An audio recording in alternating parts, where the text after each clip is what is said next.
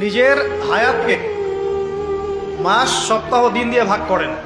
Estimate করে নেন যে যদি আপনি 60 বছর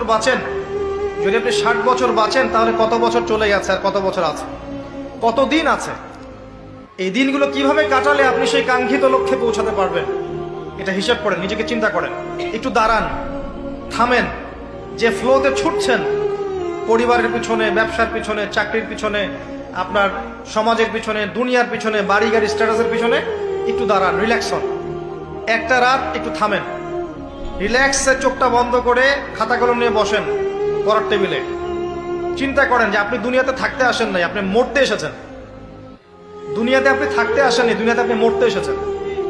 এবং সময় লিমিটেড, আপনি জানেন না কতটুকু। ধরে নিলাম 60 বছর, আপনার 30 চলে গেছে, বাকি 30 পড়ে আছে। এই বাকি 30-এর শেষ 10 বা 5 আপনি আমল করতে পারবেন না চাইলেও। যে স্পিড এখন করতে পারছেন ওই স্পিডে পারবেন না, পসিবল না। এখন আপনার হাতে 20-25, এটাকে দিন দিয়ে ভাগ করেন।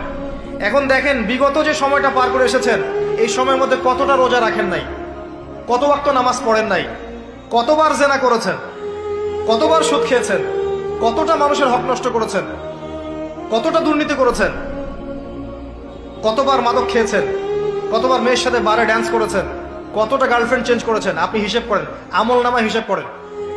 আপনার আমল নামা নিজে হিসেব করেন। দিন আসার আগেই হিসেব করে ফেলেন। আল্লাহ পাক কিয়ামতের মাঠে উঠানোর পরে আমল নামা ছুড়ে দিয়ে বলবেন, ইকরা কিতাবাক, পড়ো তোমার বই। আজকে তুমি তোমার হিসাব নেওয়ার জন্য যথেষ্ট। সময়, এই সময়টুকু মূল্যায়ন করেন।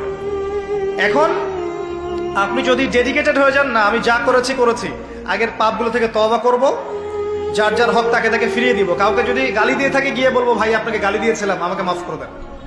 কারো যদি সম্পত্তি আত্মসাৎ করে থাকে, ফিরিয়ে দিয়ে বলবো যে তোমার